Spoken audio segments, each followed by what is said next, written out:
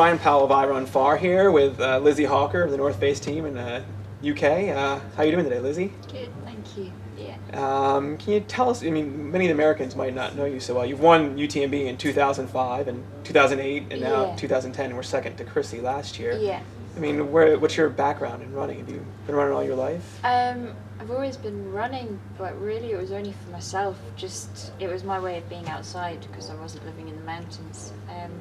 So it was really in 2005 that things started. By chance, I entered a long road race and then got selected for the 100-kilometre UK Championships. And the same year, I'd seen an article about the UTMB and thought if I enter it then I have to go to the Alps for a couple of weeks in the summer.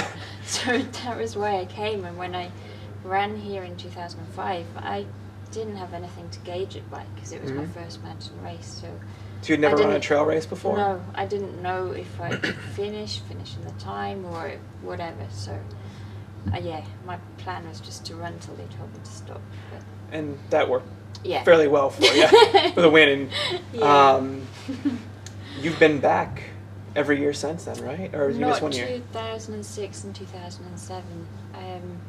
For me, UTMB is such a special race, but it does mean that you can't do other races in that time frame. So, yeah, you can't come back every year, but it's a special one for me. So you've won 3 out of the 4 times you've been here? Yeah, although this one was a little bit different, but in a way it was harder. Yeah, you enjoy the longer distances? Yeah. Yeah, the longer the better. Yeah, well, yeah, but I enjoy running on the road and the trails and different distances, so, but Yeah. I think it's the long mountain ones that What makes this UTMB so special? For me, it's just the spirit between the runners, the volunteers, the organisation, and just all the supporters out on the trail. I mean, it's the spirit of everyone that makes it the event that it is. It's not just a race, it's kind of a journey for everyone, so. And especially this year, can you tell us a little bit? You were running on Friday night, and you were absolutely smashing it. I mean, I was out there and saw you come into Saint-Gervais, and you were running there with Scott Jurek and Carl Meltzer. Ready to go, yeah. So I couldn't believe it when we got to Lake Contamine and it was stopped, because at that stage of the race you're just getting into it, and yeah, I was just ready to carry on. So you're stopped. You go back to Chamonix, and yeah, what happens Friday night? Feeling. And really strange feeling. And then I went to see the end of the CCC and then heard the rumour that maybe there'd be a race on Saturday morning or Sunday morning, and then came back and didn't sleep at all, and then it wasn't sure if we got across to Courmayeur, could we start, because there were limited places. So it was just really strange, and trying to get yourself back into to concentrate, ready to start a new race, really, in effect. Was quite tough, not sleeping the night before, and yeah, so it was. You probably didn't get a chance strange. to take care of yourself as you normally would. No, exactly. But it was a really good atmosphere at the start on Saturday morning.